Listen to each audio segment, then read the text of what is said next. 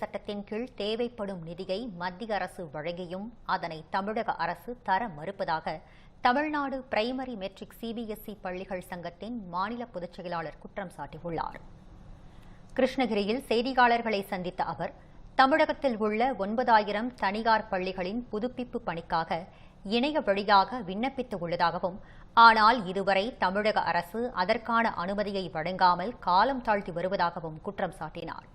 இதனால் மாணவர் சேர்க்கையில் பாதிப்பு ஏற்பட்டு வருவதாக கூறிய அவர், கட்டாய கல்வி உரிமை சட்டத்தின் கீழ் மத்திய அரசு 586 கோடி ரூபாய் நிதியை ஒதுக்கியதாகவும் அதனை தமிழக அரசு தர மறுப்பதாகவும் குற்றம் சாட்டினார்.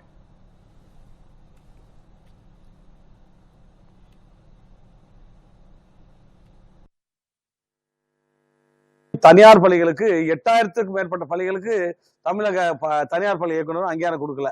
அமைச்சரை பார்க்கணும் அப்படின்னா தான் கொடுக்குறாங்க, இல்லை கொடுக்க மாட்டேன்றாங்க.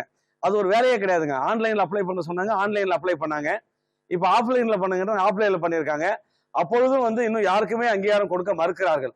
இதனால் தனியார் பள்ளி நிர்வாகிகள் மிகுந்த மன உளைச்சலுக்கு உள்ளாகி இருக்கிறார்கள்.